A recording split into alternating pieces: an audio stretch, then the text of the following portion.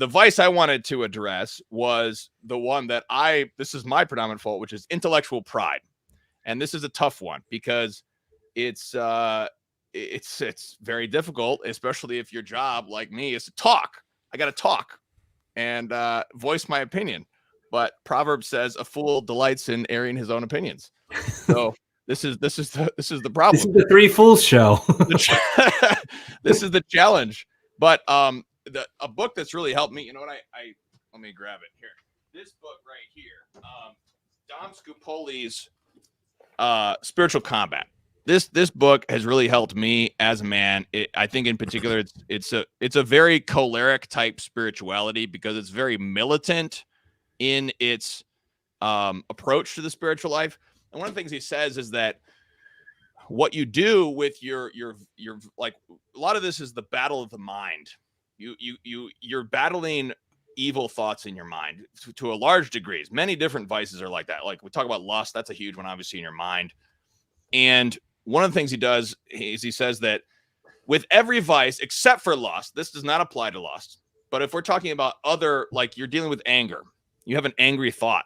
What you do is you reject it. And then Scupoli says, then you bring it up again and you conquer it again. And then you bring it up again in your mind and then you conquer it again. And so then you're like habituating your mind to just rejecting that totally.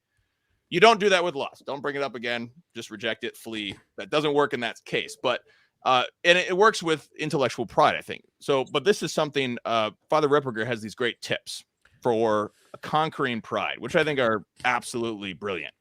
He says, so here's how you conquer pride. You should always be willing to be corrected by anyone. You should adhere to the truth no matter what the personal cost. You should be content to be silent in a conversation. Be willing to look stupid.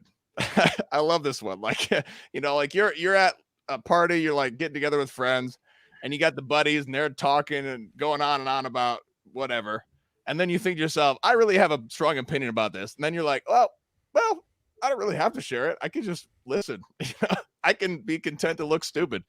And then the last one is be interested in what other people say as a source of possible truth. So I thought these were really great practical tips to overcome intellectual pride.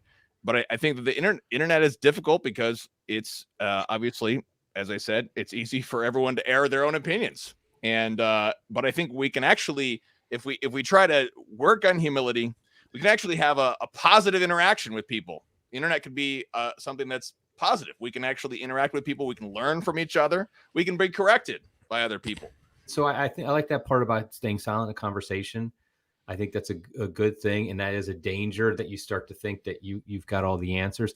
I think the key for one of the things I try to, and I think it kind of ties into something Ripper said about like listening to others, is I really try hard not to turn people into caricatures of a certain view, of a certain like worldview. So for example, if let's say a typical like kind of Novus Ordo priest who, you know, just kind of comes across online as just like your standard status quo, not that great, I'm not going to dismiss him when he says something because it's like, oh, well, he's not a trad, so he can't have anything good to say.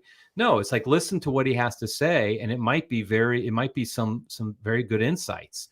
I'm not going to say that Father James Martin is a winsome guide, but at the same time, it's like, and actually turning to that, Bishop Barron, he has some good insights at times they're valid. And it's like, but what happens, I notice, is like, you just then reject the whole person because they have certain views that are wrong or you believe are wrong.